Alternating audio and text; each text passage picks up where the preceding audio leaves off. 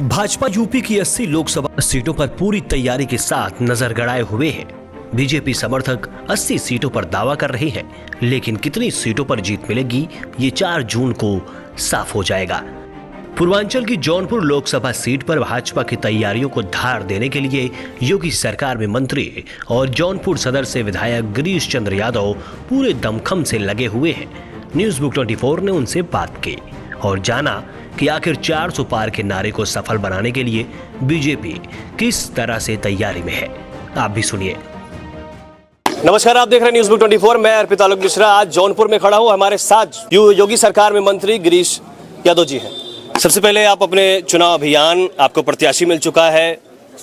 पहला सवाल जो जेहन में आता है कि आखिर पहली लिस्ट में इनको टिकट मिलना क्यों? ये भारतीय जनता पार्टी की जो संगठनात्मक ढांचा है और चुनाव की जो तैयारी है उसका परिणाम है कि पहली सूची में घोषित है कैंडिडेट हमारा। आश्वस्त हैं आप?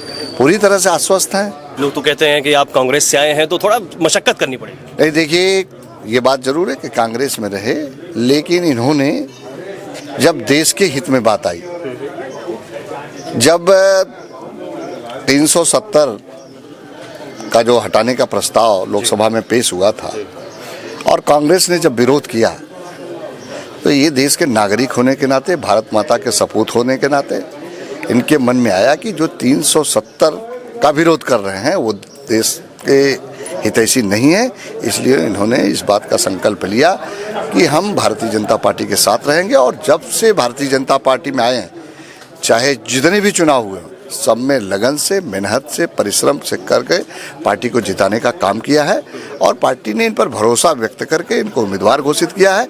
हम पूरे कार्यकर्ताओं के सहयोग से, उनके माध्यम से इस बात को आपको बताना चाहते हैं, ये चुनाव हम भारी अंतराल से जीतेंगे। आप अपने समाज में, यादव समाज में, क्या भाजपा आपको इसलिए कृपा शंकर जी के साथ में लगा दिया है कि आपके समाज का भी थोड़ा प्लस? मैं यहाँ का विधायक हूँ, मैं इस क्षेत्र का विधायक हूँ और सरकार में, योगी सरकार में मंत्री हूँ। मेरी नैतिक रूप से जिम्मेदारी है और पार्टी के एक वफादार कार्यकर्ता के नाते पार्टी को जिताना मेरा परम कर्तव्य होता है और मैं जिताऊंगा। धनंजय सिंह का नाम आता है, कह रहे हैं कि अगर वो मैदान में आते हैं तो वोटों का बंटवारा हो जाएगा, खासकर ठाकुर समाज का। कोई बंटवारा नहीं है साहब, आपको उदाहरण मैं देना चाहता हूँ। 2014 में चुनाव में मैदान में वो थे, हमारे डॉक्टर केपी सिंह भी चुनाव मैदान में थे। 1 लाख ज्यादा मतों से वो जीते थे, लोगों की जमानतें जब्त हो गई थी। फिलहाल गिरीश चंद्र यादव जो भी दावा करें, लेकिन उनके दावे कितने सच होते हैं वो तो नतीजों में ही साफ हो पाएंगे। हालांकि दावे सियासी माहौल गर्म जरूर कर रहे हैं। अपने शहर की खबरों को पाने के लिए हमारे चैनल न्यूज बुक 24 को सब्सक्राइब करें। हमारा वीडियो अगर आपको पसंद आया हो तो इसे शेयर करें और कमेंट में अपनी राय देना ना भूलें।